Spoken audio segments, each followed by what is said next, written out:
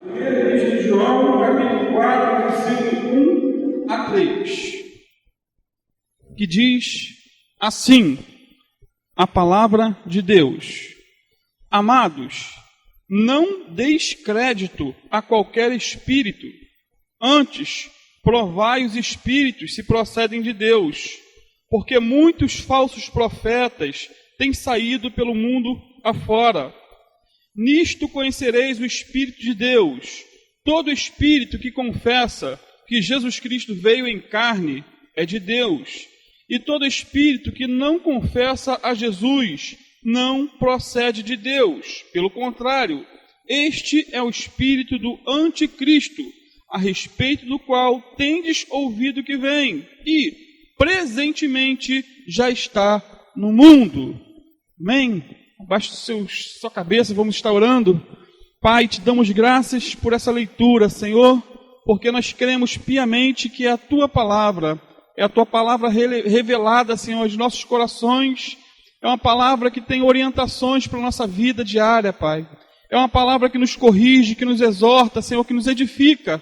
E eu peço a Ti, Senhor, nessa noite, que o Senhor venha ministrar os nossos corações, que o Senhor venha falar, Senhor, conosco, individualmente, Pai, no nome do Teu Filho, Jesus. Amém, amados?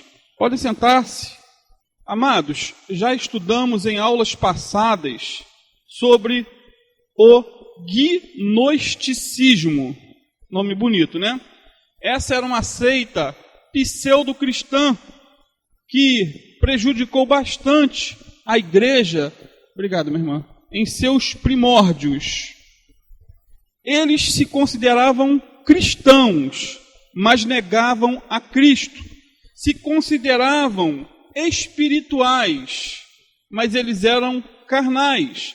Afirmavam que eram porta-vozes de Deus, mas a grande verdade é que eles eram instrumentos do diabo.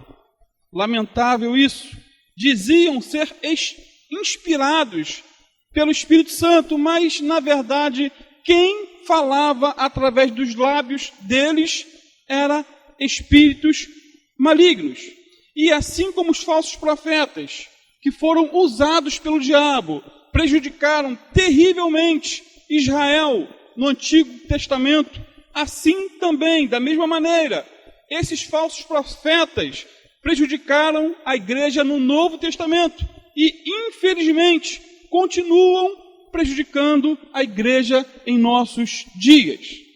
A bem da verdade, em cada geração, a mentira luta contra a verdade. O bem continua lutando contra o mal. Os falsos profetas continuam lutando contra os verdadeiros profetas. E o espírito do anticristo continua lutando contra Cristo. Isso se repete ano após ano, década após década. Por isso, precisamos estar bem atentos, queridos, para não sermos enganados pelos falsos profetas da atualidade. É por isso, deixa a tua Bíblia aberta, que João começa esse versículo 4 dizendo, ou usando a expressão amado. Amado.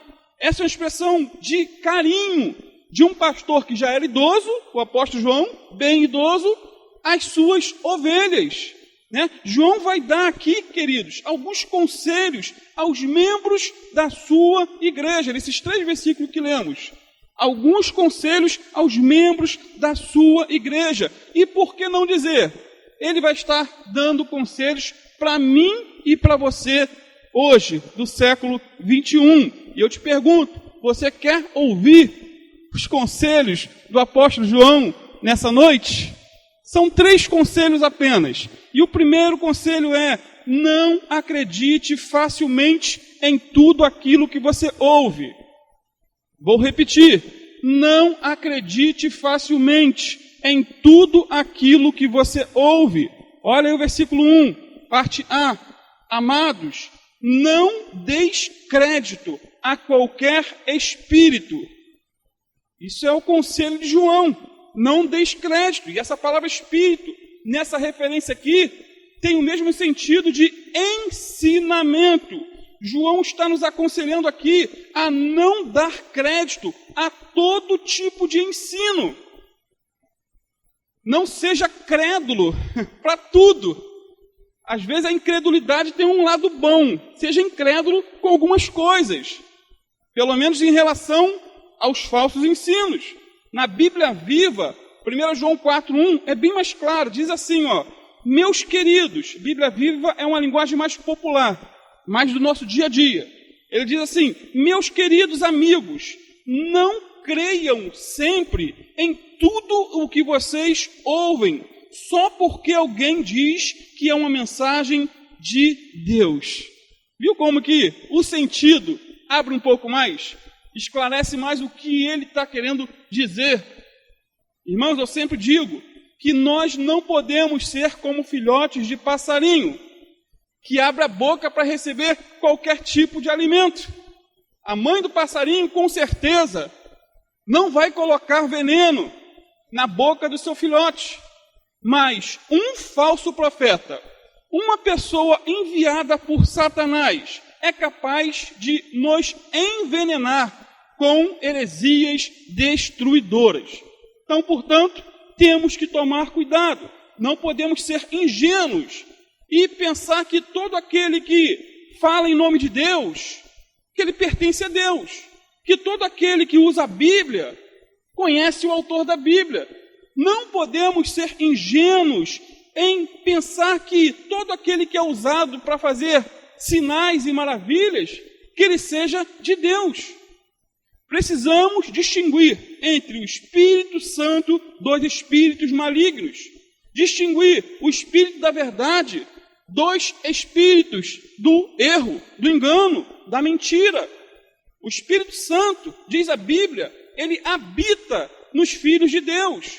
A própria Epístola de João 3:24 vai falar sobre isso.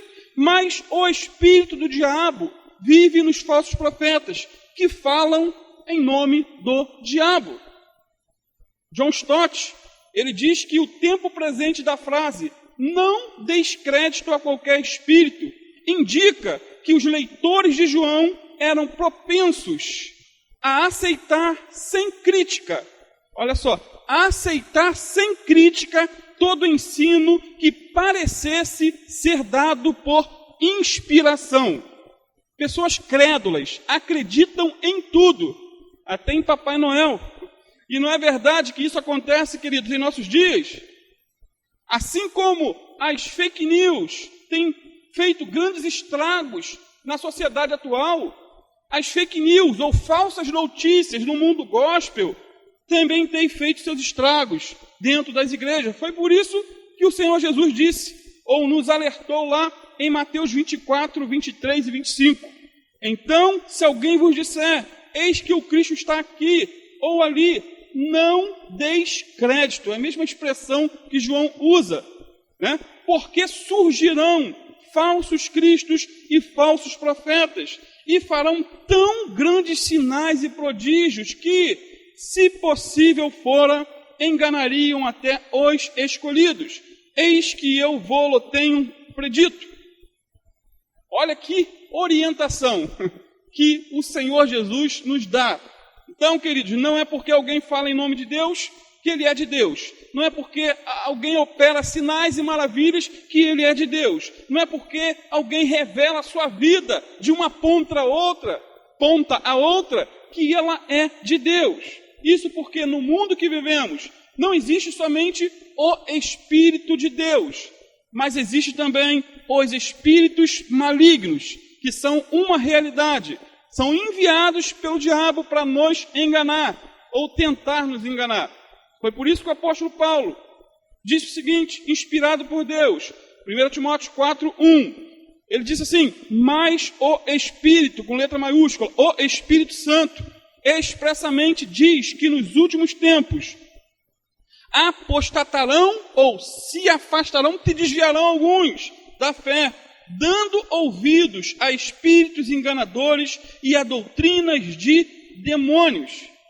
Queridos, vemos aqui o Espírito Santo afirmando que pessoas dariam ouvidos a espíritos enganadores. Portanto, por trás de cada profeta está um espírito, e por trás de cada espírito está Deus ou o diabo. antes de podermos confiar em quaisquer espíritos, precisamos o quê? Prová-los, se procedem ou não de Deus, para não sermos enganados. Acolher todo pregador que fala em nome de Deus e ouvir de boa mente toda pregação como se fosse verdadeira é uma atitude um tanto quanto insensata. Então, vai um conselho: não acredite facilmente em tudo que você lê em livros, nem no que você ouve em vídeos de pregações via YouTube. Nós não temos poder como pastores de proibir ninguém, nem de ler, nem de ver, assistir um vídeo, uma pregação. Se eu estivesse falando isso aqui, eu seria um hipócrita, porque eu leio e vejo, né? Mas o que podemos fazer é aconselhá-los, né, a filtrar tudo pela palavra de Deus, a depender do Espírito Santo para interpretar. Se um livro, se uma mensagem, uma pregação começar a colocar você em dúvida em relação àquilo que você está lendo da Bíblia, abandone. Provavelmente é um espírito de engano por trás do autor do livro ou da pregação propriamente dita. Sendo assim, queridos, passe tudo pelo filtro da palavra de Deus e dependa do Espírito Santo para lhe orientar. Precisamos desesperadamente ter ouvidos aguçados e sensíveis para ouvir a voz de Deus e, ao mesmo tempo, discernir quando a voz é do diabo. Porque Deus fala, mas o diabo também fala. A voz de Deus ela é mansa, a voz de Deus ela é tranquila, a voz de Deus não confunde e nem nos atormenta. Agora, a voz do diabo ela é opressora, confusa, perturbadora. No entanto, Deus não é Deus de confusão e nem ele é contraditório. Vou ilustrar isso com uma experiência própria, né? No início da minha conversão, pelos idos de 1994, 1995, eu já havia lido o Novo Testamento algumas vezes, porque antes de ir para qualquer igreja A, B ou C, eu já lia o Novo Testamento, mesmo em meio ao mundo do baile funk.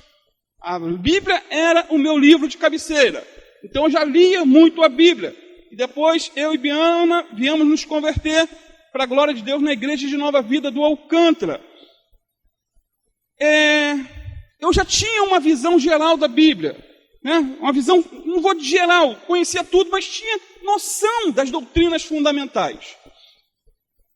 Eu gostava de aprender a palavra de Deus, e certa feita, um famoso bispo de uma grande denominação começou um programa em uma determinada rádio evangélica. Naquela época não existia YouTube, naquela época não existia, né, esses aplicativos que você ouve estudos, pregações. Você só ouvia pregação se alugasse uma fita de VHS, se você visse na televisão ou se você ouvisse o rádio. Então eu comecei a ouvir determinado bispo pelo rádio. Ele havia deixado sua antiga denominação nos Estados Unidos e estava fresquinho no Brasil. E eu gostava dos louvores dele. Ele tinha uma voz muito cativante. Ele era muito eloquente. Ele era muito convincente. E isso é um perigo. Uma pessoa ter muitas qualidades assim. Ele tinha uma voz linda. De início, esse bispo parecia ser bastante coerente com a Bíblia, com aquilo que ele ensinava na rádio. Mas aos poucos, ele começou a colocar veneno na minha boca. Ou melhor, nos meus ouvidos. Ele começou a distorcer a mensagem da palavra de Deus. Eu comecei a notar que alguma coisa estava estranha naquela mensagem, só que eu não sabia discernir e continuei ouvindo. Só que ele passou a dizer, com o passar do tempo, que o apóstolo Paulo foi o único a ter a revelação plena da verdade no Novo Testamento. O único. Mas eu já tinha lido Tiago, Pedro, João, essa epístola aqui. E falei, mas o único, então os outros eram o quê? Ele não explicava, mas não, Paulo era o único que teve a revelação plena da graça de Deus. começou a afirmar também que Pedro, Tiago, João eram falsos apóstolos, pregadores da lei e inimigos do apóstolo Paulo. E aquilo começou a me incomodar. Mas como eu era novo convertido, queridos, eu não sabia discernir muita coisa. Mas numa certa noite, isso era noite, se eu não me engano, 9 horas da noite era o programa, eu dormia ouvindo a rádio, como até hoje eu durmo ouvindo pregações, é um hábito. E ele anunciou o nome da igreja, nome bonito, Igreja de Jesus Cristo em Amor e Graça. Essa igreja não existe mais. Nome bonito, mas a heresia pregada por ela quase me desviou do caminho. Certo dia, em um dos seus programas, ele afirmou o seguinte: a igreja verdadeira é essa que eu fundei. É a única igreja verdadeira. Irmão, quando ele falou isso, é o termo mais comum. Caiu a ficha. Falei, meu Deus, que loucura. Naquele mesmo tempo, eu já estava lendo alguns livros de seitas e heresias, e uma das marcas de uma seita é o exclusivismo. É quando uma igreja determinada ou denominada evangélica começa a afirmar que ela tem um monopólio da verdade. Só ela prega a verdade. Só ali está a salvação. E que fora da denominação não tem caminho para o céu. E o que eu fiz? Eu meti o pé fora. Parei de ouvir. E no decorrer do tempo, eu continuei acompanhando, fora dos bastidores, a trajetória desse famoso bispo. A igreja que ele fundou fez uma mistura entre maçonaria, espiritismo e religiões orientais. Era uma lambança, queridos, doutrinária terrível. Não demorou muito. Essa igreja acabou, chegou a ter 20 congregações aqui pelo Rio de Janeiro. Mas não demorou muito, acabou. Ele perdeu o casamento. O tal bispo, depois de abandonar a igreja que fundou, ele foi ser padre na Igreja Católica Apostólica Brasileira, que aceita bispo casado.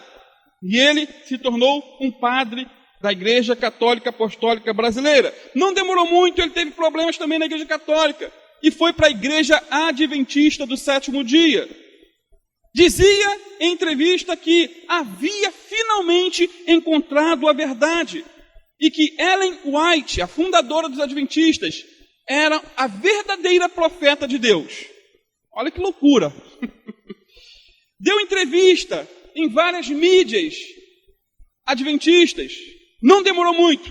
Ele saiu também da igreja adventista e, segundo pesquisei, atualmente não frequenta mais nenhuma igreja, mas ele é bispo de uma igreja virtual e continua ensinando as mesmas heresias do passado.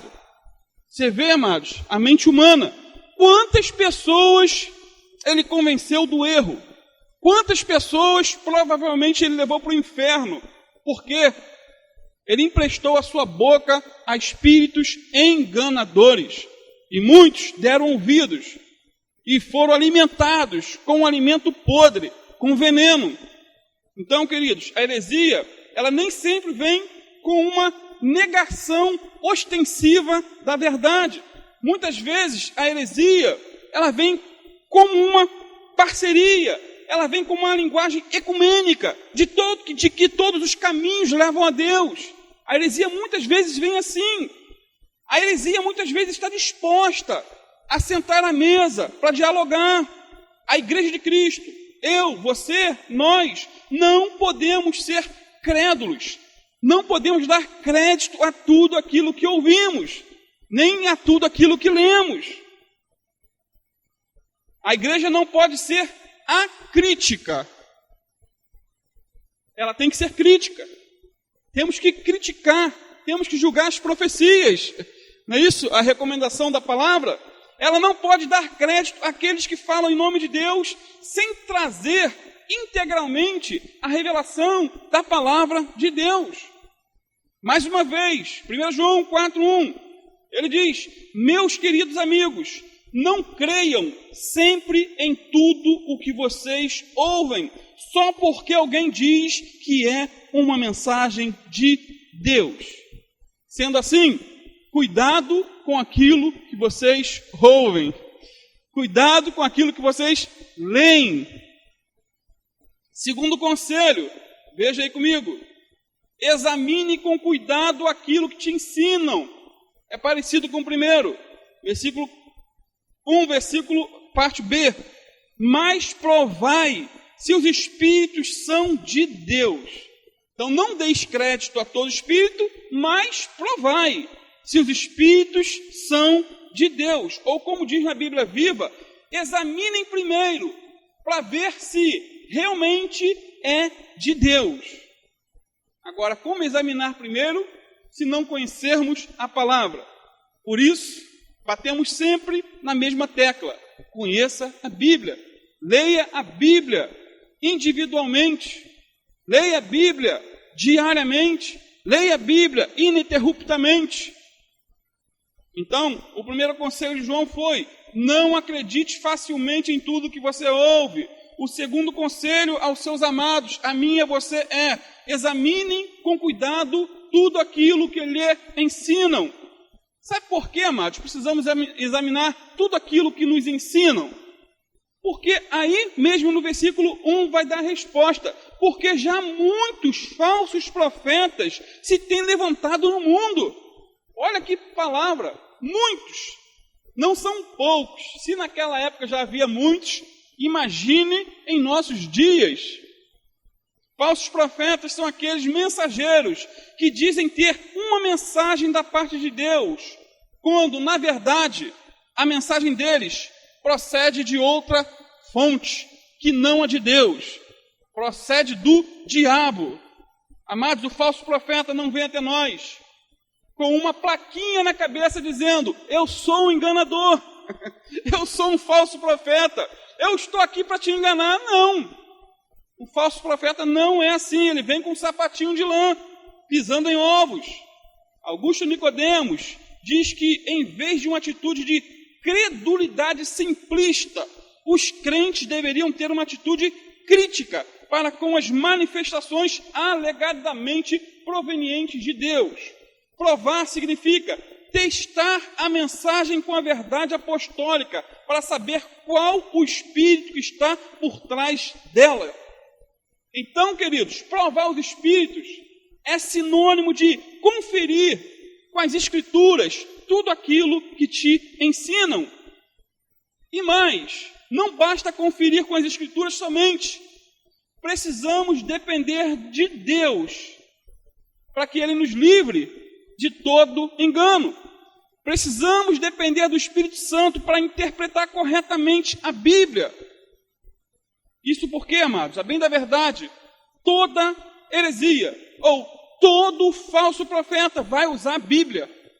Por isso que eu falei que não basta conferir só com a Bíblia, porque se você for conversar com o Testemunho de Jeová, ele vai te apresentar a Bíblia na versão deles, uma versão totalmente deturpada.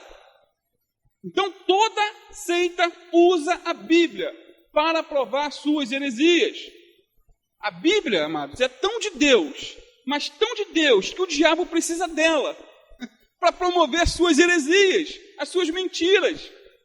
A Bíblia não tem mentira, mas quando ela é desvirtuada, distorcida por um falso profeta usado pelo diabo, acaba se tornando um erro. Determinadas porções tiradas dentro de um contexto.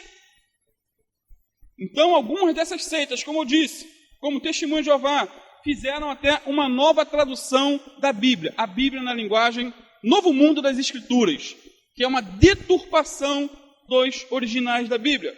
Eu gosto sempre de usar a comparação da mortadela com veneno para matar ratos. Eu já usei essa ilustração há muito tempo atrás. Se você colocar só o veneno, o rato não vai chegar perto para comer. Agora, se você colocar uma fatia de mortadela, de preferência perdigão defumada, e colocar um pouquinho de veneno, você vai matar o rato facilmente. Chumbinho, eu fiz isso já, por experiência própria. A mortadela, queridos, simboliza a Bíblia. O veneno simboliza as heresias supostamente baseadas na Bíblia. O O rato simboliza aquele que não examina com cuidado aquilo que ouve. Ele come veneno pensando que é alimento. E é perigoso isso. O alvo principal do falso profeta é fisgar o crente. Ele não quer enganar o ímpio, porque o ímpio já está no engano. Você é o alvo do falso profeta. As seitas e heresias têm um público-alvo, eu e você. Por que será que os testemunhos de Jeová vão no domingo pela manhã na casa das pessoas? Já parou para pensar nisso? Eles vão para dar veneno aos crentes que não participam da escola dominical. E 40% ou mais dos que fazem parte dessa seita pseudo-cristã são ex-crentes, estavam na igreja, estavam congregando e agora estão lá. Concordo plenamente com Hernani Dias Lopes quando ele diz que há uma urgente necessidade de discernimento entre os cristãos. Nossa geração perdeu o entusiasmo pela defesa da verdade. E mais assustador do que a pregação herética dos falsos profetas é o silêncio dos profetas de Deus. Infelizmente, muitos dentro da igreja não estão preparados, ou não estão se preparando, não estão investindo na sua vida espiritual, no seu conhecimento da palavra, se inteirando nas doutrinas fundamentais da Bíblia. E muitas vezes não sabem contra-argumentar as heresias que vêm a elas. Assistimos estarrecidos a uma perigosa tolerância para com as falsas doutrinas. Isso me faz lembrar de John Bunyan, no início da sua conversão. Parece um pouquinho da minha, só que o testemunho dele foi em relação a livros. Ele diz o seguinte, John Bunyan, ele diz assim: veio-me às mãos uma obra dos Hunters, livro estimado por muitos doutores. Amados, os Hunters, eles foram uma seita perigosíssima do século XVII. Eles eram panteístas, ou seja, para eles tudo era Deus e Deus era tudo. Eles negavam a existência de um Deus pessoal. Para eles a árvore era um Deus, ou parte de Deus, o homem, parte de Deus, gato, parte de Deus, cachorro, parte de Deus, uma árvore era parte de Deus. Eles eram também aniquilacionistas, ou seja, morreu, acabou, morreu, está embaixo da terra. Aniquilação da alma. Eles eram também imorais, praticavam o nudismo, combatiam o casamento monogâmico entre um homem e uma mulher, defendiam o fim da hierarquia social e o fim da propriedade privada. E muitos até dizem que eles são os precursores do socialismo atual.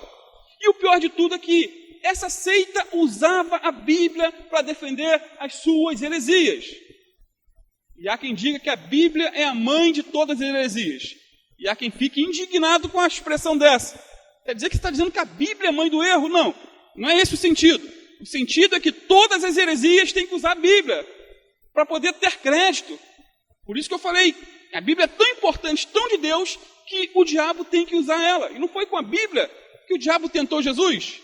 Se és filho de Deus, jogue-se daí do tempo, porque está escrito. Então, Bíblia fora do contexto, mal interpretada, acaba sendo a voz do diabo. John Bunyan continua seu dilema em relação a esse grupo sectário, dizendo o seguinte: não sabendo julgar os méritos dessas doutrinas, dediquei-me a orar desta maneira. Relembrando, foi um livro de uma seita que parou nas mãos dele. As seitas usam abundantemente literatura, folhetos, panfletos, livros. E um livro tem um poder, talvez, de te aproximar de Deus e te levar mais à Bíblia, como um livro tem o poder de te afastar de Deus e te levar para o inferno. Aí John Bunyan diz, nessa oração, ele diz assim, não sabendo julgar os méritos dessas doutrinas, dediquei-me a orar desta maneira. Olha que oração sábia que ele fez, amados. Ó Senhor, não sei julgar entre o erro e a verdade. Senhor, não me abandones por aceitar ou rejeitar essas doutrinas cegamente. Se elas forem de ti, não me deixes desprezá-las. Se forem do diabo, não me deixes abraçá-la. E graças a Deus, queridos, graças a Deus que John Bunyan não abraçou as heresias dos Hunters, mas se firmou mais e mais nas Escrituras Sagradas. E mais tarde, ele escreveu um livro chamado O Peregrino, que até os dias de hoje tem ajudado milhares e milhares de pessoas a encontrarem a fé em Cristo e a se voltarem com mais fervor para a palavra de Deus. Ele orou, ele dependeu de Deus. Senhor, se for do Senhor essa doutrina, eu não quero rejeitar. Ore assim também, queridos. Então, precisamos ser crentes bereanos, precisamos julgar as profecias, precisamos passar tudo aquilo que ouvimos pelo crivo da palavra de Deus. Mais uma vez, John Stott diz que não se deve confundir a fé cristã com credulidade, em acreditar em tudo. A fé verdadeira examina o seu objeto antes de depositar confiança nele. Observe, examine tudo aquilo que você ouvir, seja desse púlpito, seja através da rádio, seja através do YouTube, seja através de um livro. Examine tudo, confira tudo, ore a respeito, em nome de Jesus. Terceiro conselho de João aos seus amados: nem todo ensino é dado pelo Espírito de Deus. Nem todo ensino é dado pelo Espírito de Deus. Veja comigo o versículo 2 e 3. Nisto conhecereis o Espírito de Deus. Todo espírito que confessa que Jesus Cristo veio em carne é de Deus. E todo espírito que não confessa que Jesus Cristo veio em carne não é de Deus. Mas este é o espírito do anticristo, do qual já ouvistes que há de vir, e eis que já está agora no mundo. João, ele dá aqui, ou nos dá uma dica bem simples de como conhecer a fonte de um ensino. O teste é simples. O pregador que confessar que Jesus é o Cristo vindo em carne está falando pelo Espírito de Deus. Queridos, os amados terem uma ideia do que se está tratando aqui, os gnósticos, eles dividiam o Jesus histórico do Cristo divino. Para eles, Jesus Cristo eram duas pessoas distintas. Jesus era o filho de Maria, o carpinteiro de Nazaré, e Cristo era o eterno Filho de Deus. E no quebra-cabeça montado por essa seita, o Cristo divino desceu sobre o Jesus humano no batismo, quando ele foi batizado nas águas, mas depois o abandonou na cruz do Calvário. Olha que lambança, e tem muita gente que acredita nisso hoje ainda. Cerinto, um falso profeta, falso mestre, que foi contemporâneo do apóstolo João, ele foi o idealizador dessa heresia gritante. Irineu, bispo de Lyon, certa feita disse que João entrou nos banhos públicos, daquela época, para tomar um banho, assim que era, ou como acontecia. No entanto, ao ficar sabendo que lá dentro estava Cerinto, esse cidadão que fundou essa seita, ele se afastou rapidamente do lugar, correu para a porta. João, diz a história, não suportava ficar no mesmo teto que um herege. Ele era bem chatinho, bem, E mais, João ainda teria dito àqueles que o acompanhavam, dizendo o seguinte, fujam deste lugar, a presença de Cerinto pode fazer com que esse prédio venha abaixo, pois ele é inimigo da verdade. Irmãos, isso aqui não está na Bíblia não, isso é o que contaram os discípulos dos apóstolos dessa história. É fato. Mais uma vez, olha o que o apóstolo João diz, versículo 2 e 3, na NVT.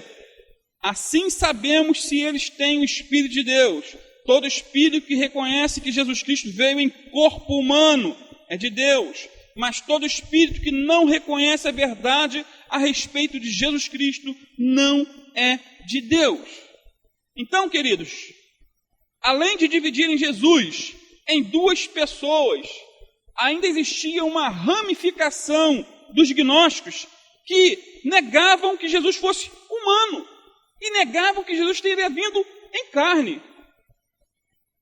Esses eram os docetistas, diziam que Jesus parecia ser de carne e osso, mas na verdade ele era um ser totalmente espiritual. É como se fosse um fantasma. Negavam que Jesus tinha sido de carne e osso. E esses hereges estavam com isso, negando uma das doutrinas essenciais das Escrituras Sagradas, a encarnação do Verbo, ou seja, que o eterno Filho de Deus desceu a esse mundo, foi gerado no ventre de Maria pelo Espírito Santo, nasceu, cresceu e morreu por nós. Eles negavam essas verdades fundamentais, ou seja, eles negavam a espinha dorsal do Evangelho. Negavam tanto a encarnação como a ressurreição de Cristo, tanto o seu nascimento virginal, quanto a sua morte expiatória na cruz do Calvário por nós. Diziam, por exemplo, que o Verbo nunca se fez carne e que o divino nunca se tornou humano. Para eles, o corpo em si era sujo. Para eles, o corpo em si, material, era corrupto, mau, e que seria impossível Deus se tornar homem. Na teologia deles, se Deus tomasse a forma humana, deixaria de ser Deus. E como Deus não pode deixar de ser Deus, ele nunca tomou a forma humana e Jesus nunca foi Deus. Negavam a divindade de Cristo também. Resumindo, eles pregavam um falso Cristo, uma falsa salvação, um falso evangelho, e uma falsa fé e um falso amor. Era uma falsidade multiplicada por 10, por 1000. E o pior de tudo é que muitos crentes da época ficaram deslumbrados com essas novidades teológicas e, consequentemente, se afastaram da fé em Cristo. Aí eu repito uma frase que o Hernandes Dias Lopes sempre diz: novidade é igual chiclete. Você mastiga, depois que perde o açúcar, você tem que ter um novo chiclete, joga o velho fora. Assim são as novidades. Tem gente que gosta de novidade, está sempre correndo atrás de uma nova novidade teológica. Então, mesmo o apóstolo João, tendo afirmado, inspirado pelo Espírito Santo, que o Verbo de Deus se fez carne e que habitou entre nós, muitos, naquela época, optaram por acreditar nas heresias dos gnósticos. Sempre vai ter filhotes de passarinho com a boca aberta aceitando de tudo.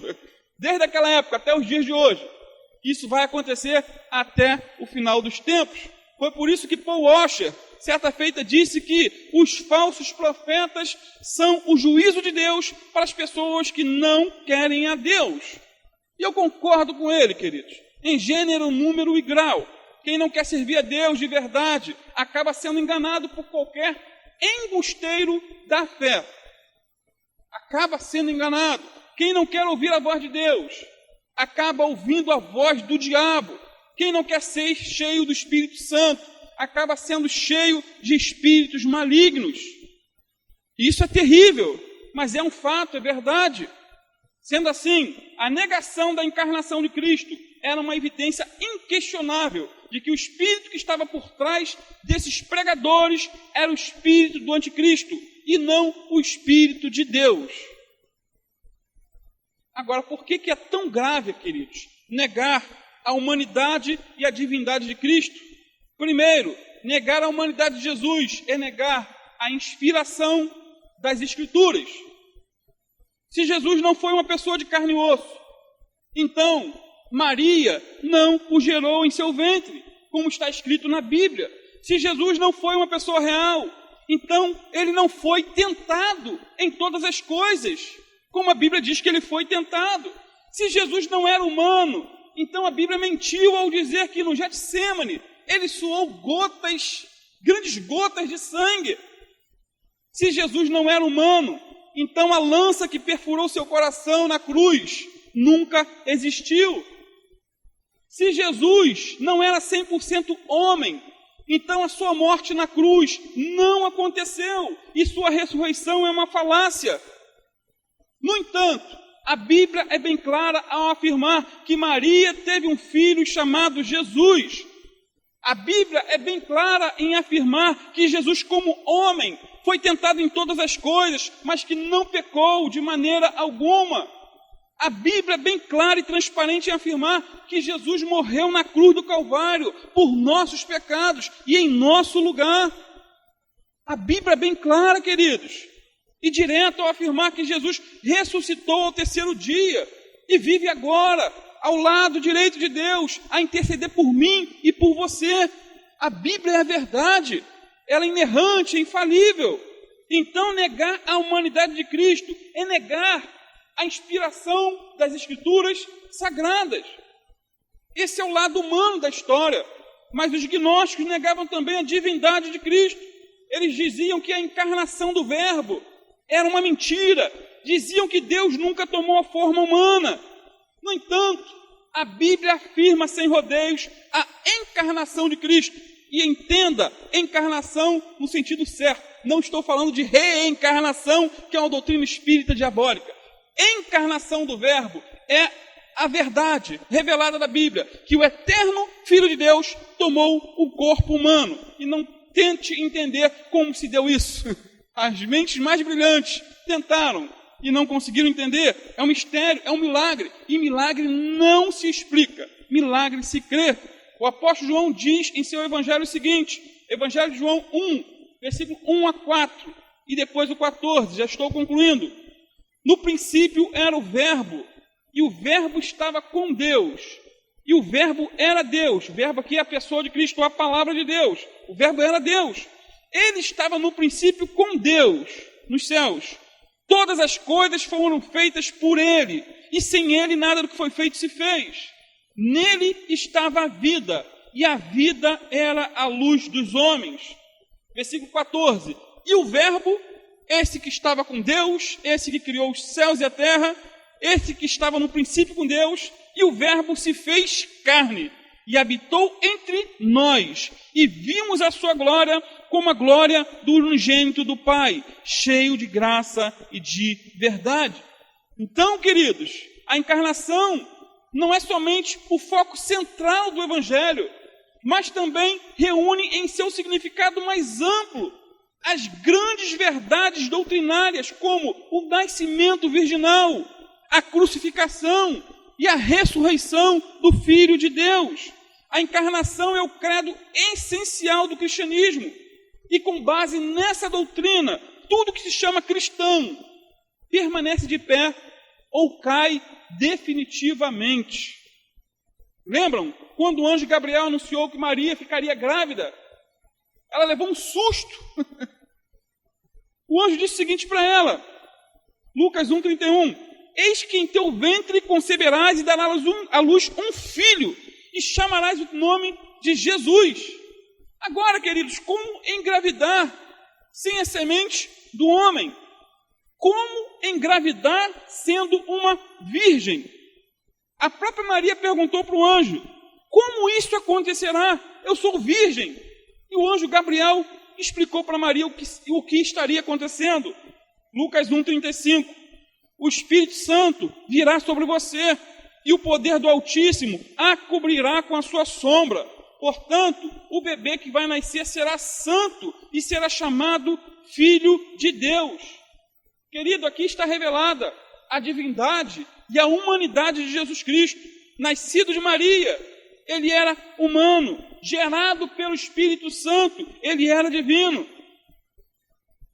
Precisamos compreender que Jesus tinha duas naturezas distintas, a humana e a divina. Como Deus, ele não teve mãe, e como homem, ele não teve pai. Como Deus, ele sempre existiu, pois ele é o Pai da eternidade, o Criador de todas as coisas. Como Deus, Jesus é pré-existente a todas as coisas, ele é a origem de todas as coisas e ele é a causa de todas as coisas. Donald Guthrie tem razão quando diz que a heresia gnóstica, ao negar a humanidade de Cristo, atacava o próprio coração do cristianismo, porque se Cristo não se tornou homem e ele não morreu, então a expiação não foi feita. E se ela não aconteceu, então estamos ainda debaixo da condenação do pecado. No entanto, a encarnação do Verbo, ou seja, o fato de Jesus Cristo ter vindo em carne, é uma verdade bíblica, gloriosa e fundamental para a fé cristã. Para o apóstolo João, essa é uma verdade essencial, queridos. Sendo assim, não podemos crer em Deus e, ao mesmo tempo, ter na cabeça conceitos errados sobre a pessoa de Jesus. Você tem que saber quem é Jesus. Qual é o Jesus revelado na Bíblia? Eu não posso crer no Pai, ao mesmo tempo acreditar em qualquer besteira sobre o Filho. A heresia, queridos, é diabólica. A heresia é obra da carne e conduz ao inferno. Agora, quem é Jesus Cristo? Ele é o Cristo, o Filho do Deus vivo, o nosso único Senhor e Salvador. Ele é o Rei dos reis, Ele é o Senhor dos senhores, Ele é o Criador dos céus e da terra. Ele é 100% Deus, 100% homem. Jesus é um com o Pai, é um com o Espírito Santo. Ele é o eterno Filho de Deus, que se vestiu de carne humana, tomou sobre si os nossos pecados e sofreu na cruz o nosso castigo. Esse é Jesus. Ao terceiro dia, Ele ressuscitou. E Ele está à direita de Deus, vivendo para interceder por nós. E um dia Ele virá para nos buscar. Amém. E glória a Deus por isso. Esse é o Jesus da Bíblia. Concluindo, João diz que todo aquele que nega essas verdades que eu acabei de anunciar, todo aquele que nega a encarnação do Verbo, ele é um precursor do anticristo. Versículo 3, parte B. Mas este é o espírito do anticristo, do qual já ouvistes que há de vir, e eis que já agora está no mundo. Concordo plenamente com Augusto Nicodemos, quando ele diz que o anticristo é uma figura escatológica, sombria, que virá no fim dos tempos, cuja característica principal é a guerra contra o povo de Deus e o desejo de ocupar o lugar de Deus. Ele virá no poder de Satanás, fazendo sinais e maravilhas e prodígios e disseminando o erro, sendo finalmente destruído pelo Senhor. Esse grande anticristo tem seu caminho preparado e seu surgimento facilitado por outros anticristos menores. O espírito do erro que opera e dispõe a mente das pessoas para ele. O anticristo não apareceu ainda, ou não se revelou, mas o espírito do anticristo está na boca dos falsos profetas, rodando aí pelo mundo afora. E o pior de tudo é que esses anticristos estão nos púlpitos de muitas igrejas, estão em muitos seminários chamados teológicos. Por fim, estão por toda parte disseminando o engano. William Hendricks compara os anticristos citados por João aos teólogos liberais da atualidade. Ele diz que todos os teólogos liberais, sem exceção, o que é um teólogo liberal? É um teólogo estudioso da Bíblia que não tem compromisso com a Bíblia. Ele é um livre pensador. Ele fala o que quer, pensa o que quer, escreve o que quer, e não tem que dar satisfação a ninguém. Ele diz que todos os liberais, ou teólogos liberais, sem exceção, recusam-se a aceitar a doutrina bíblica de que Jesus Cristo sempre foi e é e sempre há de ser o Filho de Deus. Eles se recusam a aceitar que Ele veio do céu para redimir seu povo, que tomou sobre si a nossa humanidade e ainda assim continuou sendo verdadeiro ou verdadeiramente divino. Esses teólogos liberais não acreditam que Jesus ressuscitou fisicamente dos mortos e subiu aos céus em seu corpo glorificado e que voltará no dia escolhido por Deus no mesmo corpo no qual subiu. Essa é basicamente a teologia desses chamados teólogos liberais. E se você for em qualquer livraria evangélica, você vai encontrar uma porção de livrinho deles. Rodolfo Bultmann e tantos outros que negam o nascimento virginal, negam a humanidade, a divindade, a ressurreição, e negam tudo, negam a inerrância da Bíblia. Para eles a Bíblia está cheia de mito, a criação de Adão e Eva é a história da carochinha, e assim por diante. Então esses são os anticristos. Tomemos cuidado, amém? Sigamos os conselhos do apóstolo João. Não vamos deixar de ler, nem de ouvir, mas vamos examinar tudo com a palavra de Deus, com muita oração, e fazendo a oração aí de John Bunyan: Senhor, eu não quero rejeitar o que vem de Ti, mas eu não quero também abraçar ingenuamente tudo aquilo que vem do diabo. Amém, queridos?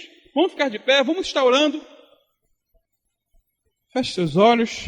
Pai, em nome de Jesus, Senhor, te louvamos, Pai, por esses conselhos do Teu Filho, o apóstolo João. Te louvamos, Senhor, porque o Senhor nos ama, o Senhor cuida de nós, o Senhor não quer que venhamos ser enganados.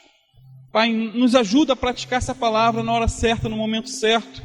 Guarda-nos, Senhor, de todo espírito de engano, todo demônio, Pai, que venha aparecer em formato de luz, anjo de luz. Senhor, que venhamos receber somente aquilo que vem de Ti, Senhor. Nos guarda das heresias, nos guarda, Senhor, dos falsos ensinos, nos guarda, Senhor, das mentiras de Satanás. Queremos, Senhor, absorver ou nos alimentar somente da Tua palavra, da Tua verdade, Senhor, e daqueles que são levantados por Ti, Senhor, porque a bem da verdade não existem só os falsos profetas, mas quantos verdadeiros profetas o Senhor tem levantado ao redor do mundo, Pai. Homens, mulheres, crianças, jovens, que têm sido instrumento em Tuas mãos para trazer palavras do céu, palavras inspiradas, Senhor. Oh Deus, em nome de Jesus, que o Senhor venha nos orientar, nos dirigir, nos corrigir. Fica conosco, Pai. Abençoa, Senhor. Pai, guarda-nos, livra-nos de todo mal, de todo espírito de engano. Toma a vida de cada um aqui, Senhor, em Tuas mãos. Cada um aqui que talvez já tenha sido influenciado, Senhor, por algum tipo de literatura perniciosa, por algum tipo de estudo via YouTube, que o tenha confundido, Pai, tenha colocado minhoca em suas cabeças. Que o Senhor venha limpar, purificar por meio do sangue do Cordeiro, Senhor. Toma a vida de cada um aqui. Ajuda-nos, Senhor, a discernir entre o certo e o errado, Senhor. Dá-nos sabedoria do alto, Pai. Senhor, nos capacita, Senhor, te pedimos. No nome de Jesus, nos capacita, Senhor, e faz de nós instrumento em Tuas mãos. Guarda-nos, Senhor, também de sermos falsos profetas, Senhor. Livra-nos, Senhor, desse espírito de engano, que, na verdade, se por um lado eles estão lá fora tentando entrar, mas por outro lado nós também, se não vigiarmos, podemos ser instrumentos do diabo. Nos guarde disso, Senhor. Queremos ser porta-vozes do Senhor, queremos ser instrumentos em Tuas mãos. Então nos livra, Senhor, de todo mal, de toda falsa doutrina, de todo espírito de engano, que possamos estar, Senhor, com os ouvidos atentos a ouvir a Tua poderosa voz e rejeitar toda a voz do diabo, em nome de Jesus. Amém.